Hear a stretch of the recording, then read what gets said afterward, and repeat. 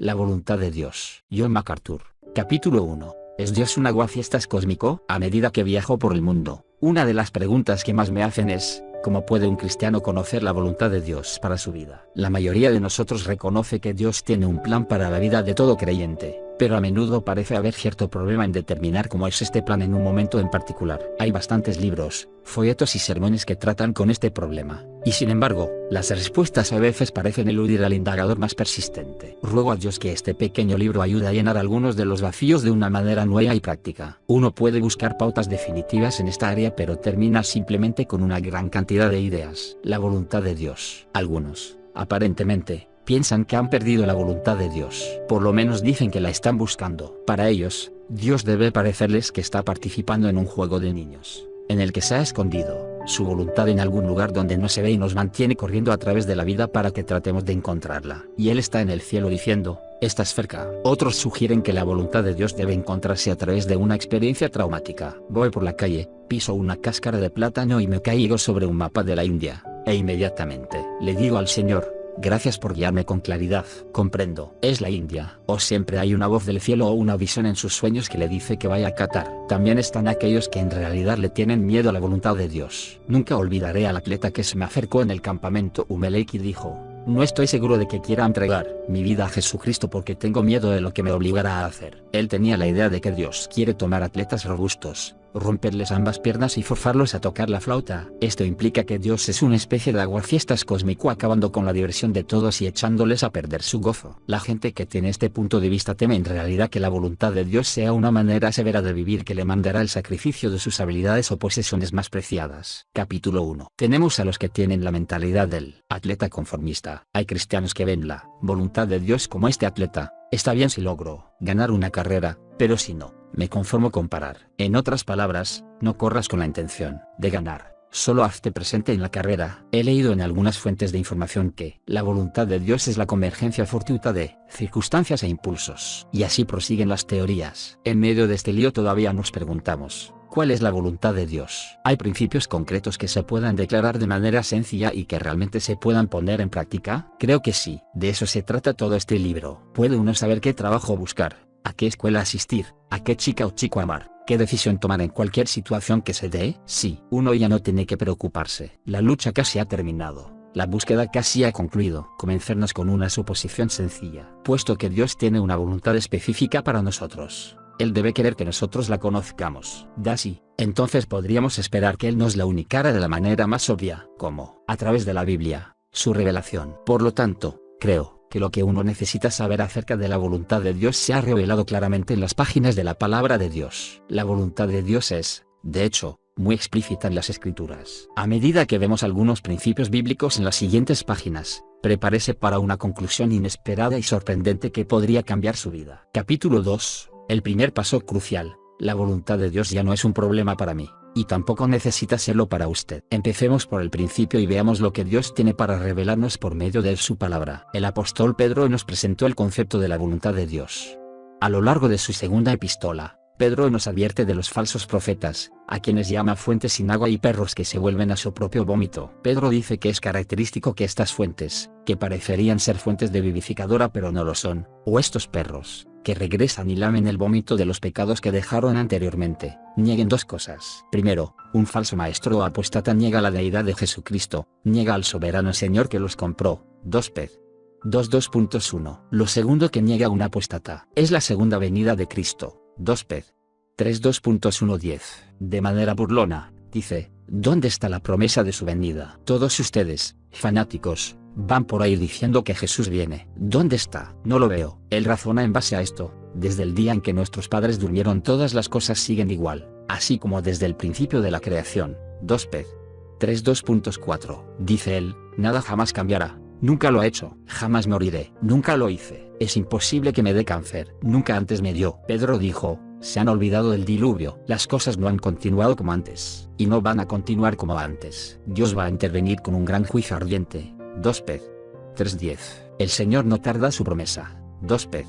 3.2.9. En otras palabras, solo porque no vemos a Dios invadiendo al mundo con juicio, no quiere decir que no pueda hacerlo. No significa que Él no cumplirá su promesa. Su demora no significa que es débil o infiel, sino que es paciente. no quiere que nadie se pierda, sino que todos procedan al arrepentimiento. 2 Pedro 3:2.9. Esto es lo primero acerca de la voluntad de Dios. Él quiere que la gente sea salva, lo desea tanto que demora su juicio. Pablo dijo, esto es bueno y aceptable delante de Dios nuestro Salvador, quien quiere que todos los hombres sean salvos y que lleguen al conocimiento de la verdad. 1 Tim 2:2.3-4. Es la voluntad de Dios que la gente sea salva. Si usted está deambulando por la vida y lanzando de vez en cuando unas oraciones a Dios pero nunca se ha puesto de rodillas a los pies de la cruz y encontrado a Jesús, entonces ni siquiera está al principio de su voluntad de Dios. Dios no tiene motivo para revelarle nada en particular acerca de su vida porque no ha reunido el requisito número 1, salvación. Dios guía a los suyos. Un reconocido propietario de un restaurante y club nocturno de la ciudad de Nueva York hizo esta declaración en una entrevista de noticias. No estaría donde estoy ahora si no fuera por aquel que está en las alturas. Por supuesto, esa es una declaración verdadera en el sentido que la usó el apóstol Pablo cuando les dijo a los atenienses que en él vivimos, nos movemos y somos hechos. 17:28. Cristo es el sustentador de todo el universo, y nadie estaría donde está hoy día sin él. Pero en cuanto a Dios guiando personalmente a aquellos que no han recibido a Jesucristo como Salvador personal, no hay un versículo en las Escrituras que indique que, por lo general, eso sucede. En cambio leemos, y cuando saca fuera a todas las suyas, va delante de ellas, y las ovejas le siguen, porque conocen su voz. Juan 10:2.4. Sin Cristo, el hombre es un extraño para Dios, es un rebelde en contra de Dios, un forastero en el universo de Dios. La Biblia dice que la voluntad de Dios es que el hombre sea salvo, y ahí es donde empieza todo. Jesús lo puso bien claro en Marcos 3:2.31-35. Él ya estaba enseñando dentro de un edificio cuando llegaron sus hermanos y su madre. La multitud estaba sentada adentro y estaba tan abarrotada que su familia no podía llegar hasta donde estaba él. Alguien le dijo, tu madre, tus hermanos y tus hermanas te buscan afuera. Él contestó, ¿quién es mi madre y mis hermanos? 33. Estoy seguro de que la reacción de la multitud fue algo así como, ¿qué clase de pregunta es esta? Todo el mundo conoce a su madre y a sus hermanos. Si la reacción inicial de Jesús no los sorprendió, sus siguientes palabras sí. Mirando a los que estaban sentados alrededor de él, dijo, he aquí mi madre y mis hermanos. 34. Probablemente todos se miraron entre sí y pensaron, ¿quién? Yo. Luego especificó lo que había dicho, porque cualquiera que hace la voluntad de Dios, este es mi hermano, mi hermana y mi madre. 35. ¿Qué estaba diciendo Jesús? Estaba enseñando que para relacionarse con él, uno tiene que hacer la voluntad de Dios. Póngalo al revés. Para hacer la voluntad de Dios uno tiene que estar relacionado con Jesús. El apóstol Juan dijo, no améis al mundo ni las cosas que están en el mundo. El mundo está pasando, y sus deseos, pero el que hace la voluntad de Dios permanece para siempre. 1 JN 2:15-17. ¿Quién va a permanecer para siempre? Aquellos que hacen la voluntad de Dios. Pero ¿quién es el único que puede dar vida eterna? Jesucristo. Entonces, el primer paso a dar en el camino de la voluntad de Dios es que usted sea salvo. Si usted nunca ha entregado su vida a Jesucristo, no puede esperar absolutamente nada de Dios. Él no le debe nada. No tiene ninguna obligación con usted en lo más mínimo. La gente rechaza esto. La doctrina de la salvación no es popular porque incluye el reconocimiento del pecado. A nadie le gusta reconocer el pecado, y mucha gente resiste la idea de que necesitan ser salvos. Enfrentamiento en la Universidad de California en Los Ángeles, UCLA. Jamás olvidaré cuando compartí una campaña evangelística con Cruzada Estudiantil para Cristo en las instalaciones de la Universidad de California en Los Ángeles. Como unos 2000 muchachos compartieron individualmente a Cristo. Esta universidad es un bastión del judaísmo ortodoxo, conservador y reformado. También se le conoce por sus grupos de izquierda, la UCLA. Por lo tanto, no es exactamente el lugar más abierto al evangelio. Sin embargo, por ahí estuvimos, compartiendo a Cristo. Al poco tiempo apareció un artículo en el periódico Daily Green con una caricatura que mostraba a un oso, la mascota de la universidad, y a un cristiano de pie con su talón sobre el cuello del animal. En este ejemplar se encontraba un artículo que escribió un decano advirtiendo a todos los que estaban hablando de Jesucristo en la ciudad universitaria a que cesaran inmediatamente o la administración tomaría acción inmediata. El decano citó un artículo de la Constitución de la universidad que decía que las instalaciones de la universidad no debían usarse para conversiones religiosas. Hablar del pecado y la salvación es ofensivo para algunas personas. ¿Quién quiere escuchar acerca del pecado? La mayoría de la gente lo encubre. El pecado no es pecado. No, el pecado es una preferencia prenatal, nos dicen los psicólogos. El pecado es una idiosincrasia de la individualidad. El pecado es un signo de exclamación abierta, secreción pobre de las glándulas endocrinas. Pero la voluntad de Dios es que la gente sea salva, y el reconocimiento del pecado es un elemento básico de la salvación. Esto lo pone directamente a sus pies. O usted no es salvo de su pecado y necesita venir a Cristo porque esa es la voluntad de Dios, o es salvo y necesita alcanzar a otros con el mensaje de salvación. Hay todo un mundo que necesita a Jesucristo. Dios quiere que sean salvos, y usted y yo somos los vehículos para el transporte del Evangelio. Esa es la voluntad de Dios. Usted dice que no conoce la voluntad de Dios, pero yo le diré cuál es. Primero, que usted conozca a Cristo y luego, que sus vecinos oigan acerca de él. Esa es su voluntad. Con mucha frecuencia nos sentamos haciendo girar nuestros dedos pulgares, soñando acerca de la voluntad de Dios en un futuro muy distante cuando ni siquiera estamos dispuestos a ponernos de pie, caminar por la calle y hacer la voluntad de Dios ahora mismo. Dios deseó tanto que las personas sean salvas que dio a aquel a quien amó más, su Hijo, y lo envió a morir en la cruz. Esa es la medida de su amor, y eso indica cuánto desea que las personas sean salvas. Capítulo 3. El principio de la efervescencia. Como creyentes, gente que pertenece a la familia de Dios, si no conocemos la voluntad de Dios, entonces ¿qué somos? ¿Gente que carece de información? No. ¿Gente que está buscando? No. Somos tontos. Eso es muy duro, dice usted. La Biblia no habla de esa forma. ¿De veras? ¿Qué le parece esto? Por tanto, no seáis insensatos, sino comprende cuál es la voluntad del Señor. Efesios 5:17. ¿Se puede imaginar otra palabra que signifique insensato? Le daré una pista. Comienza con T. ¿De acuerdo? Quizás tonto es un poquito fuerte, un poquito intenso, pero es realmente la misma idea. Además, el versículo anterior nos dice que tenemos que empezar de una vez. No tenemos mucho tiempo. Debemos estar redimiendo el tiempo, porque los días son malos. F. 5:16. Usted dice, pero yo estoy buscando la voluntad de Dios. Quizás soy un tonto. Pero ¿cómo puedo evitarlo? Si lo puede evitar. Si usted no tuviera otra opción sino ser un tonto en lo que respecta a la voluntad de Dios, la Biblia no lo mandaría a ser no insensato. La forma para ser no insensato lo es el siguiente versículo. No os embriaguéis con vino, pues en esto hay desenfreno. Más bien, sed llenos del Espíritu. F. 5:18. Primero, si desea conocer la voluntad de Dios, usted debe ser salvo. Segundo, debe estar lleno del Espíritu. Eso es lo que enseña la palabra de Dios. Muchos cristianos dicen, no entiendo por qué Dios no me ha revelado con quién debo casarme. Otros dicen, ¿por qué no me muestra qué trabajo debo aceptar, qué trato de negocios debo cerrar, qué debería comprar, o si debería mudarme a otra casa, o qué debería hacer acerca de algún problema específico? Porque Dios no hace algo por mí, muestra su voluntad. Y durante todo ese tiempo las personas ni siquiera están llenas del Espíritu, lo cual está claramente revelado como su voluntad. Porque Dios debe mostrar a una persona algo si ni siquiera está cumpliendo eso que Él ya ha declarado con claridad, como es su voluntad. ¿Qué significa estar lleno del Espíritu? Permítame darle una breve lección de teología. La llamaremos teología de la vida llena del Espíritu. Cuando usted fue salvo, en el momento que recibió a Jesucristo, el Espíritu Santo entró a vivir dentro de usted. No hay cristiano que no posea el Espíritu Santo. Si alguno no tiene el Espíritu de Cristo, no es de él. Rom 8:2.9. Comparece 1 Cor 6:19, 12:12, 13. Sin embargo, es asombroso cuántos cristianos creen que no tienen el Espíritu Santo. Me he sentado en la iglesia y he escuchado a gente sincera que ora, oh, Dios, envía tu Espíritu, y yo me he dicho, no, Él está aquí, Él está aquí. He escuchado a gente orar, Dios, dame más de tu Espíritu, como si Él viniera en dosis. El Espíritu Santo es una persona, vive dentro de usted. ¿O no sabéis que vuestro cuerpo es templo del Espíritu Santo?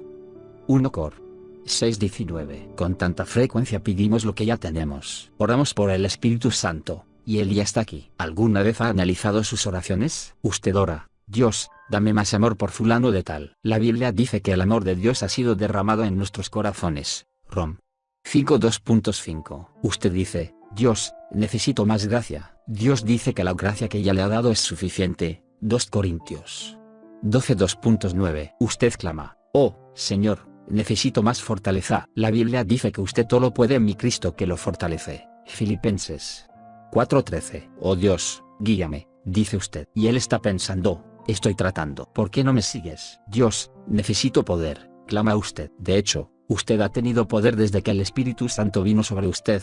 Hechos 1:2.8. Completos en él se darán cuenta los cristianos de que ya tienen todo. Pedro escribió, su divino poder nos ha concedido todas las cosas que pertenecen a la vida y a la piedad.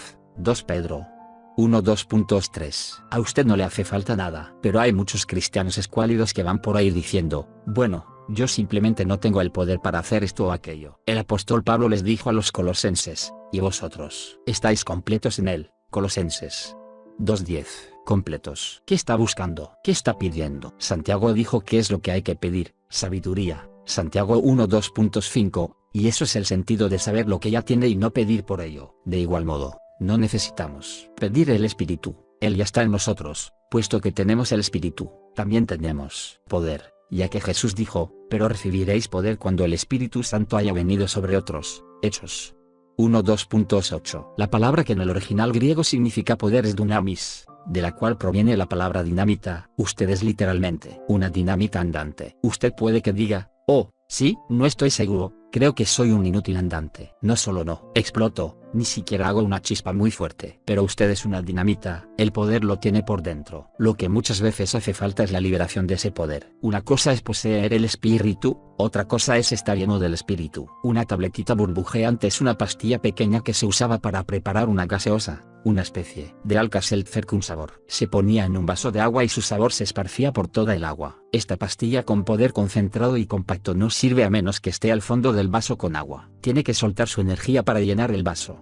y entonces convierte al agua en algo nuevo. Si es de uvas, usted obtiene un vaso con refresco de uvas. El sabor de la pastilla determina el sabor del agua. En cierta medida, eso representa cómo el Espíritu de Dios funciona en la vida humana. Él está en el cristiano todo el tiempo como una fuerza de energía divina poderosa, concentrada y compacta. La pregunta es, ¿alguna vez él ha sido capaz de soltar ese poder para llenar su vida para que usted pueda convertirse en lo que él es? Un cristiano que no se ha entregado al Espíritu no manifiesta la vida de Cristo. El Espíritu de Dios tiene que penetrar una vida si esa vida va a irradiarlo. No podemos hacer nada aparte de estar llenos del Espíritu. Yo tengo un guante, y si le digo al guante, toca el piano, ¿qué hace el guante? Nada. El guante no puede tocar el piano. Pero si pongo mi mano en el guante y toco el piano, ¿qué sucede? Música. Si pongo mi mano en un guante, el guante se mueve. El guante no se pone muy serio y dice, oh, mano, muéstrame a dónde tengo que ir. No dice nada, simplemente se mueve. La gente llena del Espíritu nuevo empieza y se pone a murmurar tratando de averiguar qué es lo que Dios quiere. Ellos solo se mueven. La gente a menudo pregunta, ¿cómo conozco cuál es mi don espiritual? La mejor manera es vivir una vida llena del Espíritu.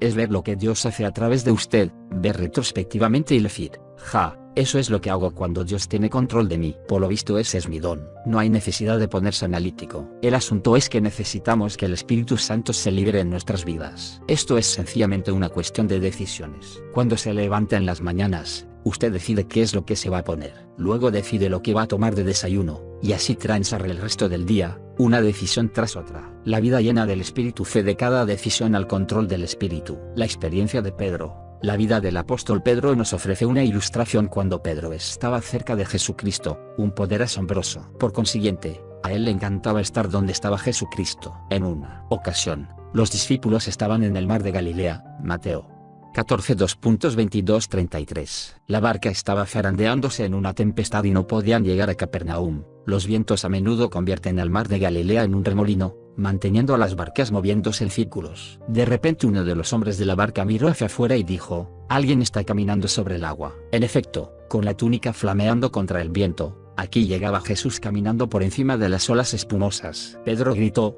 signo de interrogación abierta, ¿eres tú, Señor? El Señor contestó, soy yo. Pedro dijo, signo de interrogación abierta, ¿puedo ir? Puede que usted se pregunte por qué Pedro dijo eso. ¿Por qué no esperó en la barca hasta que Jesús llegara? Pero eso no hubiera sido propio de Pedro. Él se dijo, Jesús está allá, yo estoy acá. Eso no está bien, debo ir hacia allá. Nunca le pasó por la mente que normalmente no podía caminar sobre el agua. Eso ni siquiera era un problema. Cuando vio a Jesús, tuvo tal deseo de estar con él que se fue. Pero cuando Pedro salió caminando encima de las olas bamboleantes, miró hacia abajo y pensó, ¿qué estoy haciendo aquí? Comenzó a hundirse, pero el Señor lo sacó. Lo que quiero decir es que cuando Pedro estaba cerca de Jesús, él podía hacer lo milagroso. Él y Jesús caminaron de regreso sobre el agua. Poco tiempo después, Jesús estaba hablándoles a sus discípulos y les preguntó, signo de interrogación abierta, ¿quién dicen los hombres que soy yo? Ellos contestaron, unos creen que eres Jeremías, otros, Elías, y otros creen que eres uno de los profetas. Él les dijo, signo de interrogación abierta, ¿quién dicen ustedes que soy yo? Pedro respondió, signo de exclamación abierta, tú eres el Cristo, el Hijo del Dios viviente. Mateo 16:16. Luego, estoy seguro, se preguntó, ¿de dónde salió eso? Jesús dijo, no te lo reveló carne ni sangre, sino mi Padre que está en los cielos. Bermat 16:2.13-17. Pedro probablemente dijo, así me pareció. Por cierto, yo no sabía eso. Como pueden ver, Cuando Pedro estaba cerca de Jesús, él no solo hizo lo milagroso, él dijo lo milagroso. Es de sorprenderse que quisiera estar cerca de él. Cuando estaba cerca de Cristo, Pedro tenía un valor milagroso. Él estuvo en el huerto de Getsemaní cuando todo un batallón de soldados, unos 500, vinieron a arrestarlo. Ellos llegaron marchando con sus vestiduras de lujo. Delante de ellos iban los principales sacerdotes, y delante de ellos iban los sirvientes de los sacerdotes. Pedro estaba de pie junto al Señor. Quizás pensó algo como: creen que se van a llevar a Jesús, pero no podrán, puesto que Pedro nunca quiso ser apartado de la presencia de Jesús. Él tomó una espada, comenzó con el primer sujeto que tenía por delante, quien resultó ser Malco, el sirviente del sumo sacerdote. La Biblia dice que Pedro le cortó la oreja a Malco, pero conociendo cómo era Pedro, yo digo que él apuntó a la cabeza. Pedro estaba listo a enfrentarse con todo el ejército romano. Vea usted, cuando él estaba con Jesús, tenía valor milagroso. Poco después, Jesús fue llevado para ser juzgado y Pedro se quedó afuera. Lo apartaron de la presencia de Jesús. ¿Qué le sucedió entonces a este hombre poderoso? Este hombre que pudo caminar sobre el agua, hablar con inspiración divina, exhibir un valor milagroso. Cuando lo apartaron de Jesús, fue un fracaso. En 3 ocasiones negó a Cristo. Separado de Jesús, no era nada. Listo para el entierro, pero llegó el día en que Jesús iba a ascender al cielo. Usted dice: ¡ay, no! Si Pedro es un cobarde cuando está a 30 metros de Jesús, ¿qué vamos a hacer con él cuando Jesús se vaya al cielo? Será mejor que lo enterremos. Él es un inútil. Sin embargo, poco tiempo después de la ascensión de Cristo, Pedro se pone delante de los enemigos de Cristo y dice: hombres de Judea y todos los habitantes de Jerusalén, sea conocido esto a vosotros, y prestad atención a mis palabras. Hechos 2:14. Zas. Él toma un texto de Joel y se lanza. Dice que ellos han matado al príncipe de vida. Además, han deseado que se le ponga en libertad a un asesino y han negado al santo. Luego procede a proclamar a Cristo sin ningún miedo, disparando el evangelio con todos los cañones. Cuando obtuvo Pedro todo ese coraje? La siguiente vez que leemos acerca de Pedro es en Hechos 3. Él y Juan fueron al templo a través de la puerta hermosa, donde había un hombre que había estado cojo durante 40 años. Pedro le dijo: miramos. El hombre miró y Pedro dijo: no tengo ni plata ni oro, pero lo que tengo te doy. En el nombre de Jesucristo de Nazaret, levántate y anda. Hechos 3:2.46. El hombre cojo se puso de pie y comenzó a saltar y alabar a Dios. Pedro no solo dijo algo milagroso, sino que también hizo un milagro. En el siguiente capítulo de Hechos, Pedro es perseguido. Él exhibe una valentía extraordinaria, la misma valentía que mostró en el huerto. Usted se podría decir: no entiendo esto. Pedro tenía estas características solo cuando Jesús estaba cerca. No obstante, cuando Jesús había regresado al cielo, Pedro muestra nuevamente las mismas características tremendas. ¿Qué está sucediendo? Hechos 2:2.4 nos dice el secreto. Antes que Pedro hiciera proezas, él fue uno de esos que estaban llenos del Espíritu Santo. Hechos 2:2.4. Permítame compartir mi conclusión. Cuando Pedro se llenó del Espíritu Santo, tuvo el mismo poder que cuando estuvo al lado de Jesucristo. Ahora, aquí tenemos algo emocionante. ¿Sabe lo que es la vida llena del Espíritu? Es vivir cada momento como si usted estuviera parado en la presencia de Jesucristo. No es muy complicado, ¿verdad? Alguien podría creer que estoy confundiendo el tema porque el Espíritu Santo y Cristo son diferentes. Pero ¿qué nombre usa Pablo para llamar al Espíritu Santo? El Espíritu de Cristo. Rom 8:2.9. Jesús dijo que cuando se fuera, enviaría a ellos otro consolador. Juan 14:16. Hay 2 palabras en el original griego que significan heteros y aios. Heteros significa otro de otra clase, y aios significa otro de exactamente la misma clase. Aquí está mi Biblia. Si yo le digo: deme heteros biblos, usted me podría dar cualquier libro. Si le digo: deme aios biblos, usted me tendría que dar otra Biblia exactamente como la mía, con todas las marcas que le hice, sus cortes y rajaduras. Esto es aios. Cuando Jesús dijo: os enviaré otro consolador, él dijo aios, otro exactamente como yo. La vida llena del Espíritu no es nada más que vivir en la presencia consciente del Cristo que mora en nosotros. Nosotros tendemos a ver con poca claridad lo que respecta a la vida llena del Espíritu. Pablo dice que simplemente estemos llenos del Espíritu en lugar de emborracharnos. Debemos estar bajo el control del Espíritu en vez de estar bajo la influencia del vino. Efesios 5:18. ¿Cómo se expresa la vida llena del Espíritu? Con salmos, himnos y canciones espirituales, cantando y alabando al Señor en vuestros corazones, dando siempre por todo al Dios y Padre,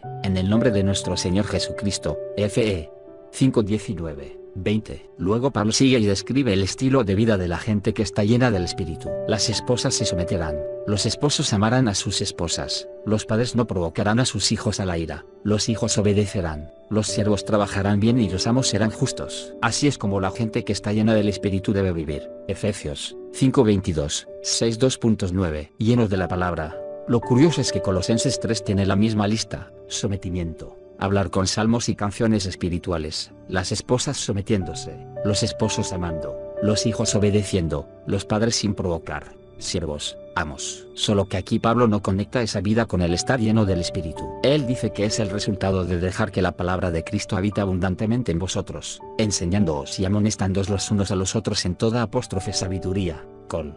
3:16. Ve lo que es la vida llena del Espíritu, es estar saturado con las cosas de Cristo, con su palabra, su persona. Usted podría decir, bueno, usted sabe que eso me gustaría estar saturado con Cristo. ¿Cómo hago eso? La única manera es estudiar el libro que revela todo lo que Él es. Usted dice, traté de leer la Biblia, pero no saqué nada. Permítame compartir cómo estudio la Biblia, y cómo la Biblia cobra vida para mí. Comencé en 1 Juan. Un día me senté y leí de golpe todos los 5 capítulos. Me tomó 20 minutos. Leer un libro de golpe fue fantástico. Los libros de la Biblia no se escribieron como una colección surtida de pequeños versículos individuales. Se escribieron con fluidez y contexto. Al día siguiente, me senté y leí de golpe 1 Juan otra vez. Al tercer día, me senté y leí 1 Juan de golpe. Al cuarto día, leí de golpe otra vez. Al quinto día, me senté y lo leí otra vez. Hice esto durante 30 días. ¿Sabe lo que sucedió al final de los 30 días? Supe lo que había en 1 Juan. Alguien le dice, ¿en qué parte de la Biblia se habla acerca de confesar nuestros pecados? Usted ve una imagen mental de 1 Juan, primer capítulo, la columna de la derecha,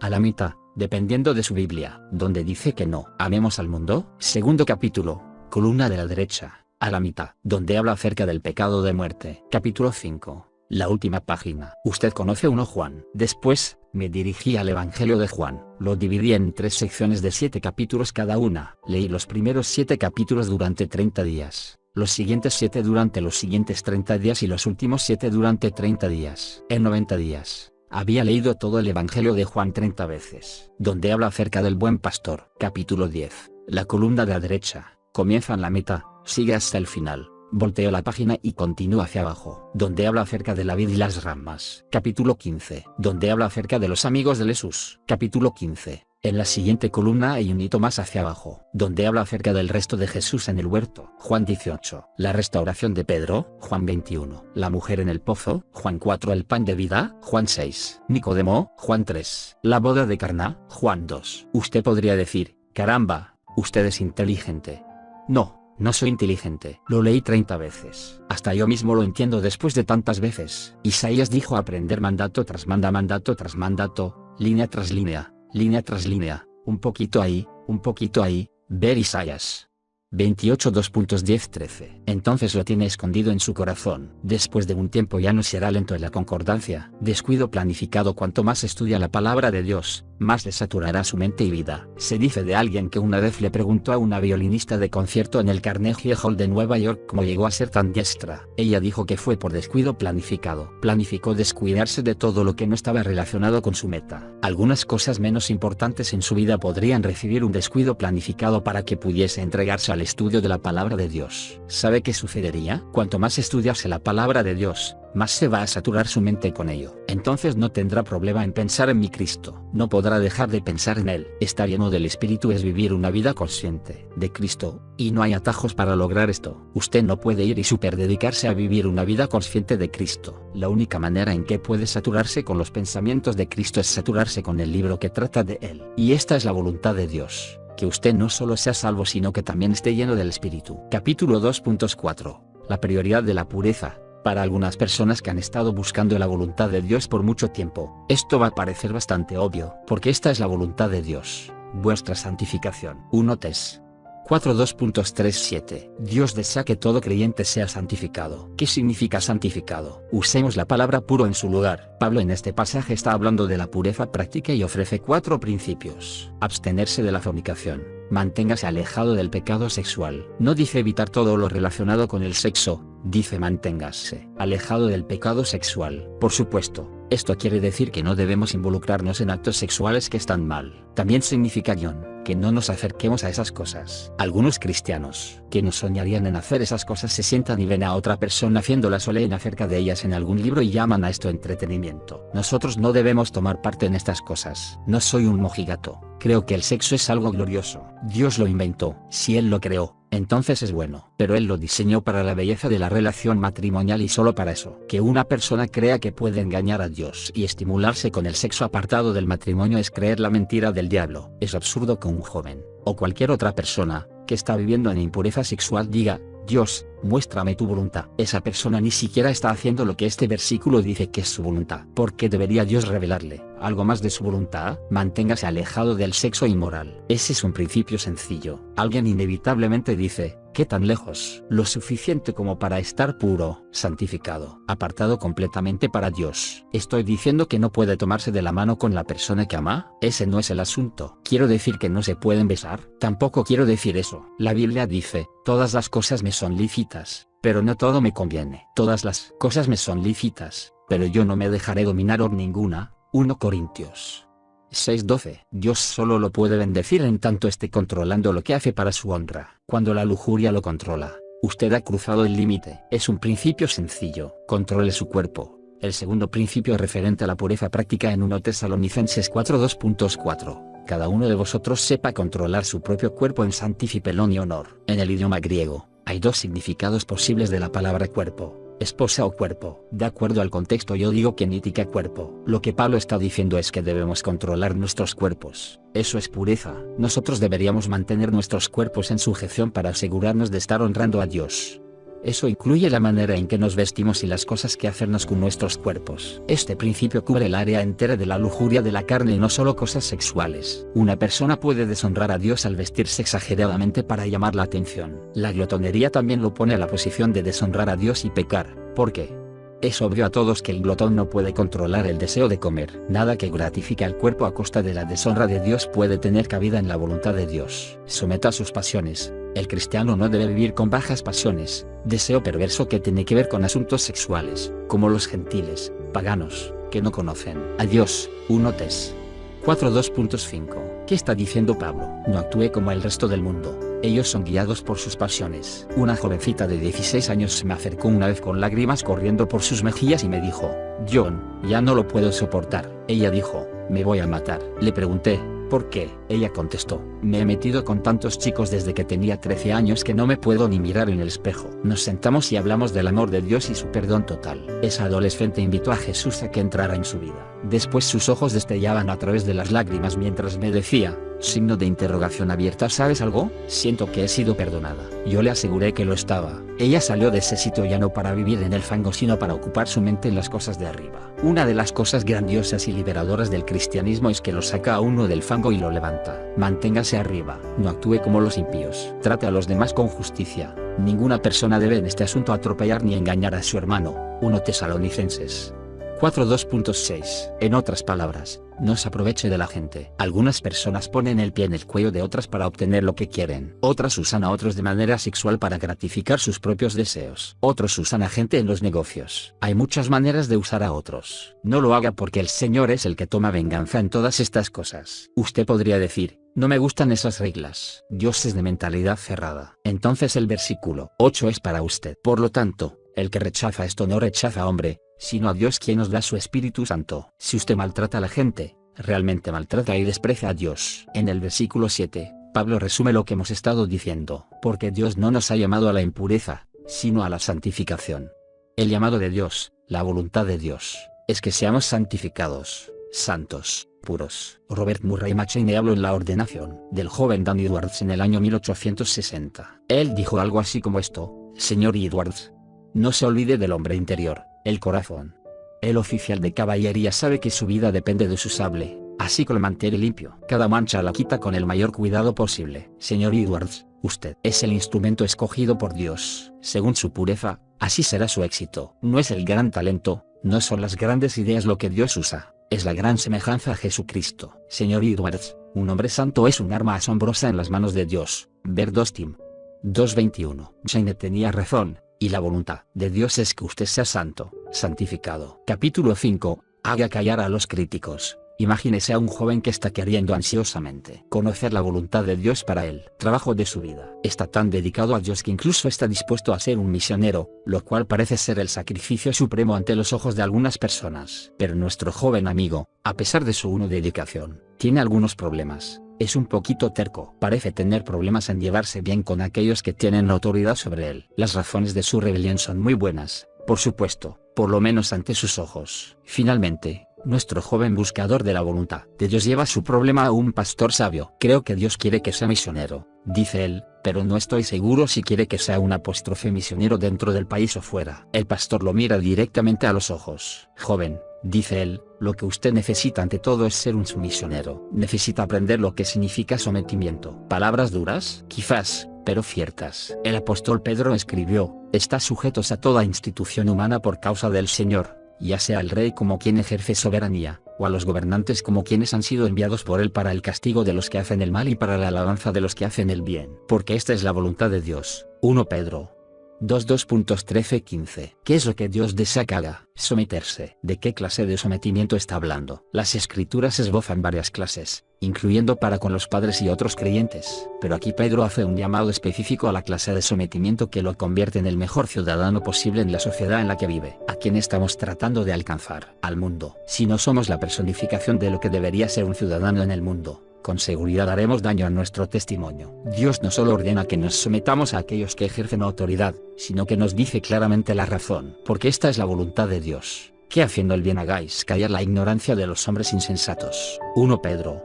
2:15. ¿Sabe usted lo que los críticos de Cristo buscan en los cristianos? Fallas. ¿Cómo vamos a evitar que encuentren fallas? Elimine las fallas. Necesitamos hacer callar la ignorancia de los hombres insensatos. ¿Cómo va usted a hacer callar a sus críticos? Viviendo una vida ejemplar dentro de la sociedad. Eso es lo que Pedro quiere decir. El cristiano no es un revolucionario. Si hay una manera legal de hacer un cambio que se necesite, él escoge esa ruta. Él trabaja, se esfuerza por ser la mejor persona posible y ofrecer la mejor contribución que pueda a la sociedad. Pero lo hace dentro del marco legal. Nunca abuse de su libertad. No la use como disfraz para ser malicioso y perverso. 1 Pedro 2:16. Alguien inevitablemente dirá: no creo en esta restricción. Dios me ha dicho en el corazón que está mal, así que voy a infringir esta ley o resistir esa regla. Espere un minuto. La Biblia dice que no esconda su malicia debajo del manto de la llamada libertad cristiana. Dios dice: honrad a todos, amad a los hermanos, temed a Dios, honrad al rey. 1 Pedro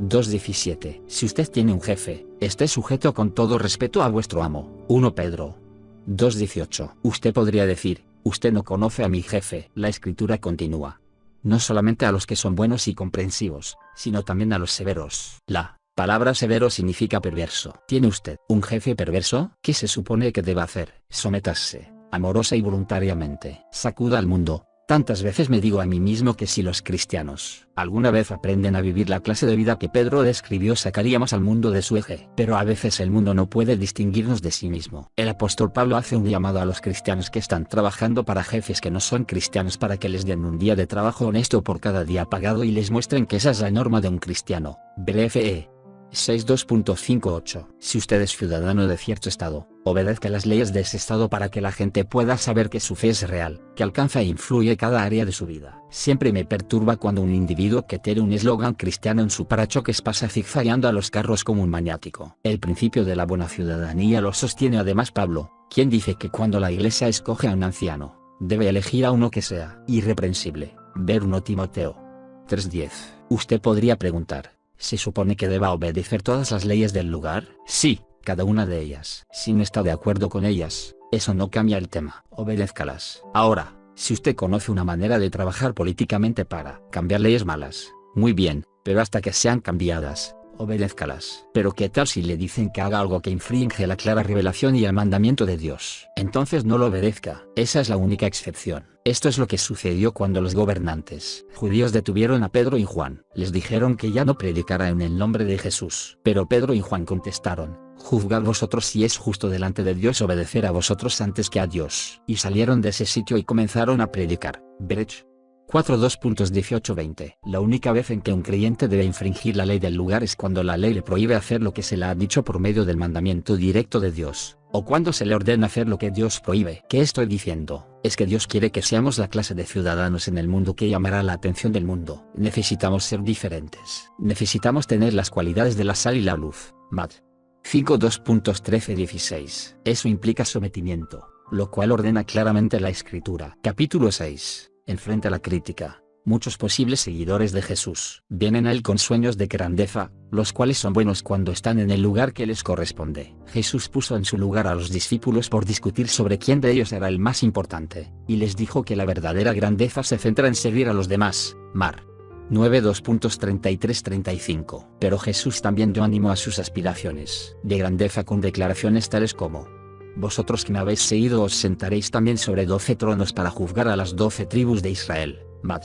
19:28. Pero en la voluntad de Dios, la grandeza sigue detrás del sufrimiento, a menudo muy detrás. Si un hombre se une a Jesús teniendo como objetivo la grandeza, será mejor que esté consciente de que el sufrimiento viene primero. De otro modo, la voluntad de Dios podría comenzar a parecerle bastante indeseable después de que ha estado siguiéndole un corto tiempo. Un tipo se acercó a Jesús diciendo que quería hacer la voluntad del Señor. Te seguiré a donde quiera que vayas, declaró. Jesús respondió: las zorras tienen cuevas, y las aves del cielo tienen nidos, pero el Hijo del Hombre no tiene dónde recostar la cabeza. Luke 9:57-58. Él quería que este posible seguidor supiera que la voluntad de Dios implica sufrimiento. El apóstol Pedro escribió: y cuando hayáis padecido por un poco de tiempo, el Dios de toda gracia, quien os ha llamado a su eterna gloria en Cristo Jesús, Él mismo os restaurará, os afirmará, os fortalecerá y os establecerá. 1 Pedro 5:10. El sufrimiento es parte del camino del cristiano. Por eso el apóstol Pedro también escribió acerca de los que sufren según la voluntad de Dios. 1 Pedro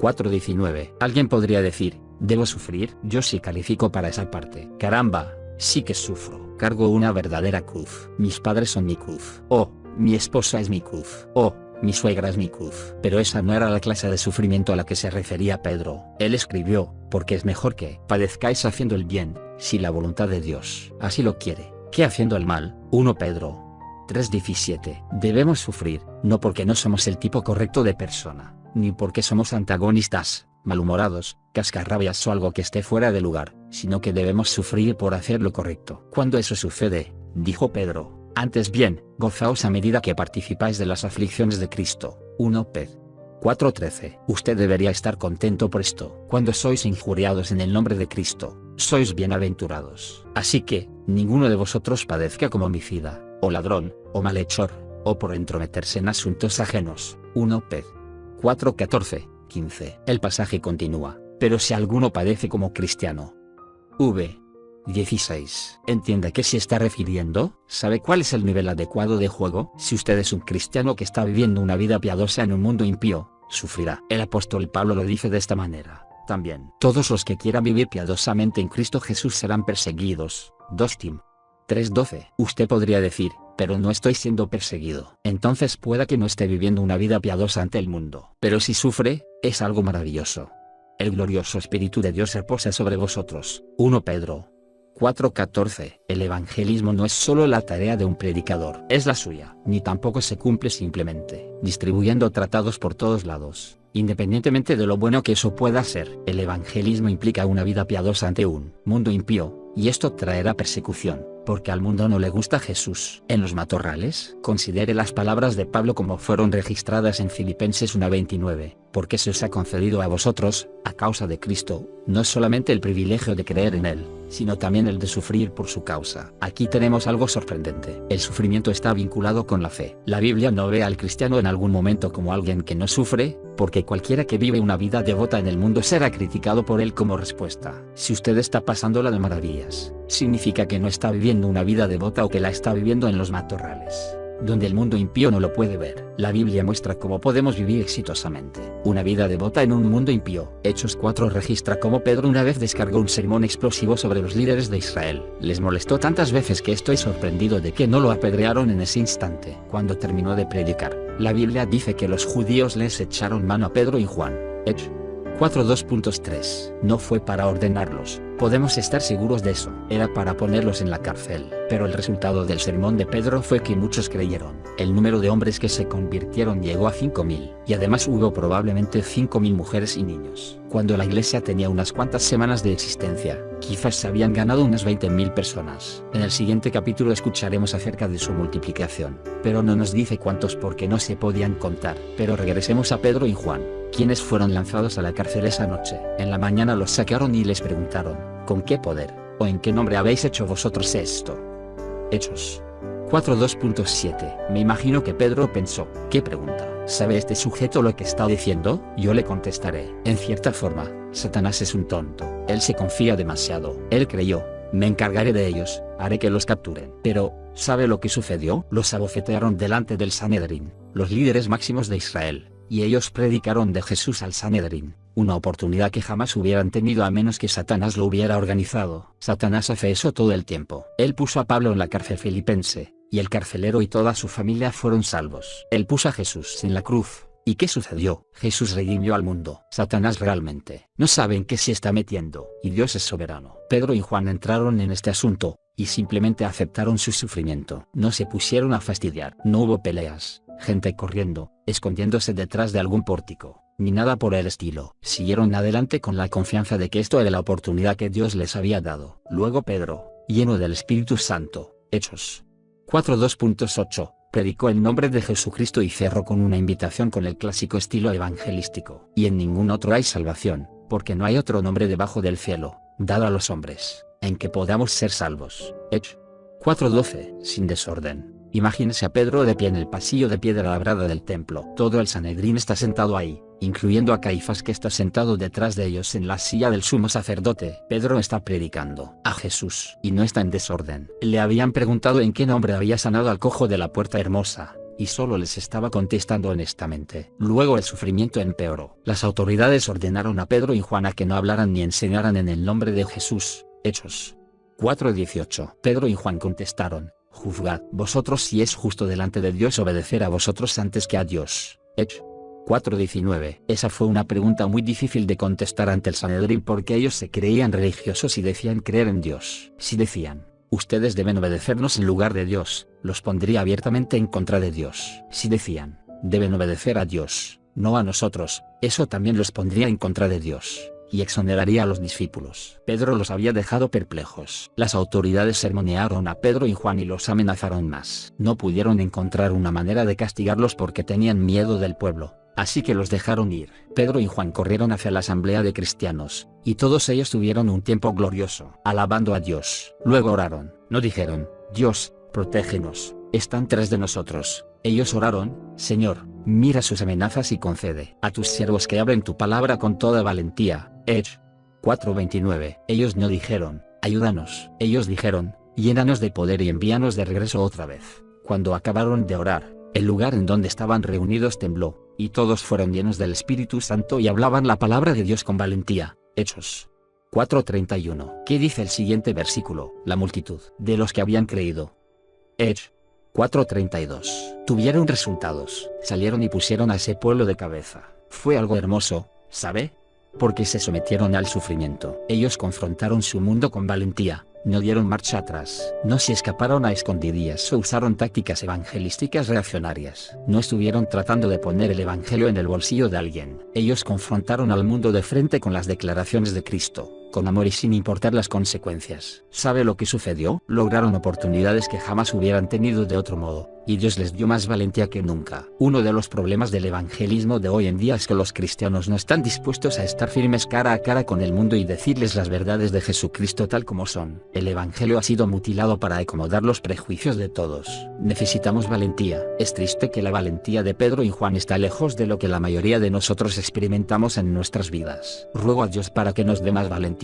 Confrontando a los militantes. En una ocasión me invitaron a hablar en una universidad de 15.000 a 20.000 estudiantes en un área predominantemente judía de Los Ángeles. Me pidieron que hablara sobre los fundamentos filosóficos del cristianismo. Muchos estudiantes estuvieron presentes, y la facción radical judía también estuvo allí. Algunos eran combatientemente anticristianos. Ahí estaban, todos listos a escuchar lo que tenía que decir. A veces cuando uno predica uno siente el poder de Dios corriendo por las venas. Es como si uno estuviera de pie, pero Dios está haciendo todo. Dios me dio una manera de pensar clara y una voz fluida. El auditorio estaba en total silencio, y yo estaba listo para que me aventaran tomates y huevos. Durante una hora, desarrollé los fundamentos filosóficos del cristianismo. Los últimos 10 minutos los pasé demostrando que Jesús es el Mesías. Cuando acabé, la organización militante exigió que prohibieran permanentemente mi entrada a la universidad. Comencé a recibir cartas amenazantes en el correo contra mi vida y mi familia. También iban a ir un domingo en la mañana y hacer explotar mi iglesia. Comencé a recibir llamadas telefónicas obscenas y amenazadoras a las 2 y 3 de la mañana. Por segunda vez en mi vida comencé a darme cuenta de lo que es confrontar al mundo y encontrar que la hostilidad hacia Jesús era dirigida hacia mí. No puedo decir que haya tenido una experiencia más emocionante que en esos días, y aún continúa. Confronté al mundo con valentía en el poder del Espíritu de Dios, y sucedieron cosas. Pude haberme mantenido alejado de las instalaciones universitarias ese día por temor a que acabasen con mi ministerio o pusieran en peligro mi vida, pero fui. Un estudiante se me acercó después de la reunión, mientras todavía estábamos allí y los murmullos aún continuaban, y me dijo: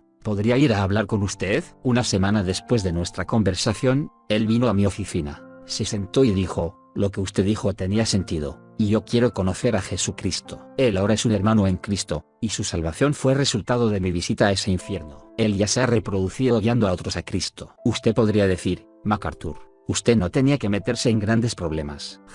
Sí, claro que sí. Soy necesario para el bien de un joven. Si Dios quisiera que incluso perdiera mi vida, yo debería perderla con gusto por su causa. Esa fue la actitud de Pablo. Él dijo que se gloriaba en los padecimientos, tribulación, necesidad, incluso en la persecución, porque cuando era perseguido, la gente era salva y eso es bueno. Un cristiano es prescindible. Puede que usted no reciba oposición física, pero puede sufrir persecución intelectual. En cambio, usted puede ser aislado silenciosamente de la sociedad. Puede ser rechazado cortésmente cuando comparte con sus compañeros de oficina. La gente puede adoptar una actitud despectiva, y eso causa un problema de decaimiento de la autoestima. Todas las personas quieren ser aceptadas, pero usted no puede ser aceptado por el mundo y ser efectivo para el Señor. No soy un masoquista. No me causa placer el ser abusado, en forma espiritual o de cualquier otro modo, y no me estoy refiriendo a ir por ahí diciendo: ¡ay, pobre de mí, me están persiguiendo! ¡Qué espiritual que soy! ¿Verdad? Dios no lo permita, pero me estoy refiriendo a una buena disposición a ser valiente, a enfrentar al mundo sin importar las consecuencias. Nunca suavice el evangelio. Si la verdad ofende, entonces deje que ofenda. La gente ha estado viviendo toda su vida ofendiendo a Dios. Deje que se ofendan por un momento. Considere las palabras de Pablo en su carta a los Filipenses. Al contrario, aunque haya de ser derramado como libación sobre el sacrificio y servicio de vuestra fe, me gozo y me regocijo con todos vosotros. Fil. 2:17. ¿Qué quiso decir Pablo? Si tengo que morir como sacrificio para que ustedes sean salvos, eso es bueno. Si tengo que ofrecer mi vida como sacrificio por el gozo suyo, me encanta. En su carta a los Colosenses, Pablo se regocijó de sus sufrimientos. Usted podría creer que Pablo estaba loco. No, él dijo: me gozo en lo que padezco por vosotros, y completo en mi propia carne lo que falta de las tribulaciones de Cristo. Col. 1:24. ¿Qué quiere decir? Al mundo le encantaría agredir a Jesús. Ellos no persiguen a los cristianos porque no les caen bien, ellos persiguen a los cristianos porque no les cae bien Jesús. No lo pueden agredir porque está en el cielo, así que lo agreden a usted y a mí. Pablo dijo que estaba soportando el sufrimiento que estaba dirigido a Jesús. Estaba completando en su propia carne lo que faltaba de las tribulaciones de Cristo. El mundo no ha acabado de matar a Jesús. Pablo se interpuso al mundo para morir por aquel que había muerto por él. Del mismo modo, debemos tenerlo por sumo gozo estar firmes y recibir las flechas que están dirigidas a Jesús. Pablo dijo: llevo en mi cuerpo las marcas de Jesús. Gal 6:17. Estas cicatrices de aquí, no fueron para mí, fueron para Jesús, pero las recibí por él. ¿Está dispuesto a sufrir por aquel que sufrió por usted? ¿Está dispuesto a confrontar al mundo? Esa es la voluntad de Dios. Capítulo 7. Usted es la persona indicada. La voluntad de Dios es que usted sea salvo, lleno del Espíritu, santificado, sumiso y sufrido. La palabra de Dios aclara todo esto. No continúe leyendo hasta que haya entendido estos 5 principios. Usted dirá: MacArthur, usted me iba a decir a qué universidad debería ir. Me iba a decir específicamente la voluntad de Dios. No lo ha hecho. Bueno, permítame darle el principio final, pero agárrese de su silla. Quizás va a querer saltar y gritar. Si usted está haciendo todas estas 5 cosas básicas, ¿Sabe cuál es el siguiente principio de la voluntad de Dios? Hacer lo que usted quiera. Si esos 5 elementos de la voluntad de Dios están funcionando en su vida, ¿quién está gobernando sus deseos? Dios. El salmista dijo: deleítate en el Señor, y Él te concederá los anhelos de tu corazón. Salmos 37 2.4. Dios aquí no dice que va a cumplir todos los deseos. Si usted está viviendo una vida devota, Él le dará los deseos correctos. La gente me dice, signo de interrogación abierta, ¿por qué entró a su ministerio actual cuando antes tenía un ministerio tan placentero en otra área? Siempre respondo, porque quería. Ajá, hizo su propia voluntad. Tuve un amigo que se me acercó y dijo: John, no sé dónde quiere el Señor que sirva. Yo le dije: Martín, si pudieras escoger cualquier servicio en el mundo, ¿cuál quisieras? Él dijo: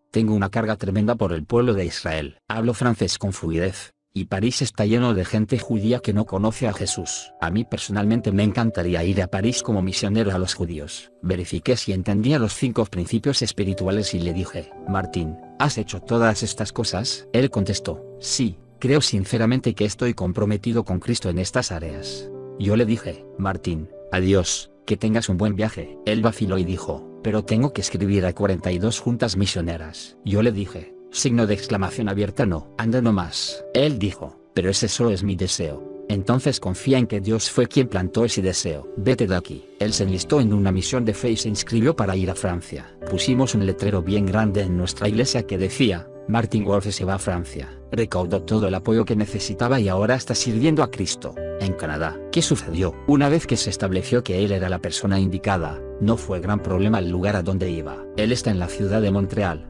trabajando con judíos de habla francesa. Él tenía la idea correcta. Dios tenía una ciudad diferente. Esto trae a colación otro principio crucial. Imagínese tratando de virar y cambiar la dirección de un tractor estacionado. Tarea muy difícil.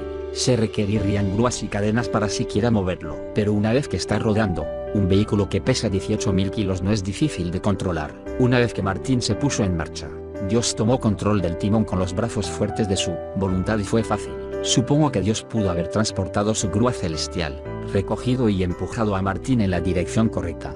Pero a él le gusta usar gente que se está moviendo. Escuché este comentario sobre uno de los apóstoles más grandes. Aconteció que mientras Pedro recorría por todas partes, fue también a visitar a los santos que habitaban en Lida. Ahí encontró a cierto hombre llamado Eneas, que estaba postrado en cama desde hacía 8 años, pues era paralítico. Pedro le dijo: Eneas, Jesucristo te sana. Levántate y arregla tu cama. De inmediato se levantó, y le vieron todos los que habitaban en Lida y en Sarón, los cuales se convirtieron al Señor. Hechos 9:2.32-35. Este relato emocionante registra que Dios usó a Pedro para sanar a un hombre enfermo y comenzar un avivamiento. Qué experiencia bienaventurada la de servir en la voluntad del Señor. Y cuidadosamente insertado en este evento se encuentra un pequeño pensamiento sencillo.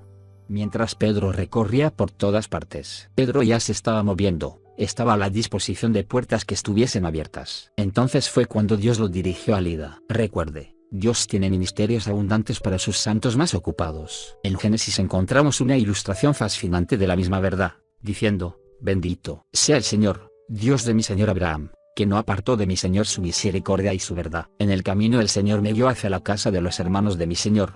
Gen 24:27. El siervo fue enviado por Abraham para encontrar una esposa para Isaac.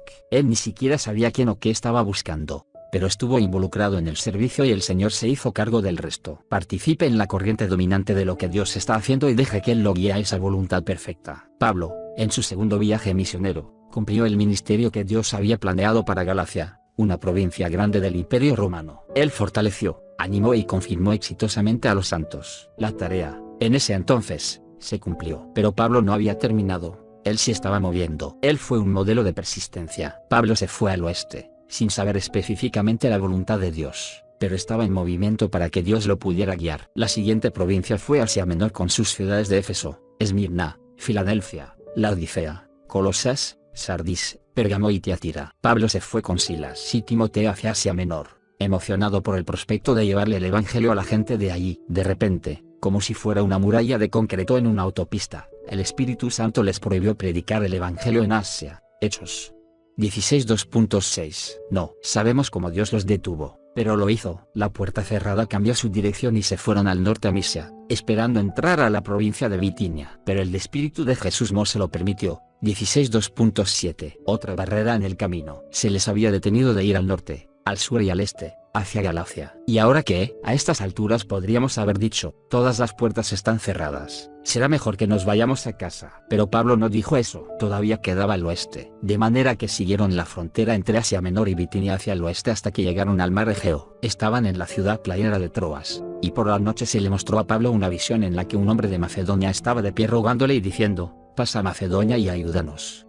Hechos 16:2.9. Nunca más se volvería a considerar al cristianismo como otro culto asiático. Se estaba dirigiendo a Europa, toda una cultura diferente, un nuevo mundo. Dios quiso que estuvieran en Macedonia todo el tiempo, pero nunca se los dijo hasta que demostraron su fe y persistencia y no podían dar otro paso más. Manténgase en movimiento. ¿Qué principio? Hay tantas personas que se quedan sentadas esperando que la grúa celestial los mueva y dicen, no sé lo que Dios quiere que haga. Ellos necesitan comenzar a moverse para que Dios pueda guiarlos a esa área de servicio que Él ha planificado. Conocer la voluntad de Dios puede significar caminar por un camino estrecho hasta llegar a un callejón sin salida. En ese momento, Dios abrirá una puerta tan ancha que usted no podrá ver lo que está a su alrededor, sino solo a través de ella. ¿Cuál fue la respuesta de Pablo? Se encuentra registrada en el libro de Hechos. En cuanto vio la visión, de inmediato procuramos salir para Macedonia, teniendo por seguro que Dios nos había llamado para anunciarles el Evangelio. Hechos 16:10. Pablo respondió inmediatamente y esa es la única reacción cuando un corazón persistente se encuentra con una puerta abierta. Me acuerdo cuando era niño y me iba al parque de diversiones y pagaba unos pocos centavos para perderme en un laberinto. Estaba lleno de espejos, espacios abiertos y vidrios transparentes. La idea era encontrar los espacios abiertos y abrirse paso para salir del laberinto. Un niñito se rindió y se quedó parado en un lugar llorando hasta que viniera su mamá. Yo no. Yo me golpeaba con los vidrios y los espejos hasta encontrar los espacios abiertos y salía después de 15 minutos. Usted puede rebotar contra muchas puertas cerradas, pero esa es la forma en que Dios lo guía a la fuerza hacia la puerta que Él tiene abierta. Muévase, sea persistente. ¿Sabe qué? La voluntad de Dios no es primordialmente un lugar. La voluntad de Dios no es, ante todo, un sitio donde ir o un lugar donde trabajar. La voluntad de Dios tiene que ver con usted como persona. Si usted es una persona que está en la condición correcta, entonces puede seguir sus deseos y cumplirá así con la voluntad de Él. Así que, hermanos, os ruego por las misericordias de Dios que presentéis vuestros cuerpos como sacrificio vivo, santo y agradable a Dios, que es vuestro culto racional. No os conforméis a este mundo, más bien, transformaos por la renovación de vuestro entendimiento, de modo que comprobéis cuál sea la voluntad de Dios, buena, agradable y perfecta. Rom 12:2.1, 2. Y cualquier cosa que pase en su vida, a lo largo de su recorrido de gracias, porque esta es la voluntad de Dios para vosotros en Cristo Jesús. 1 Tesalonicenses 5:18. Él está usando eso para moldarlo a su voluntad.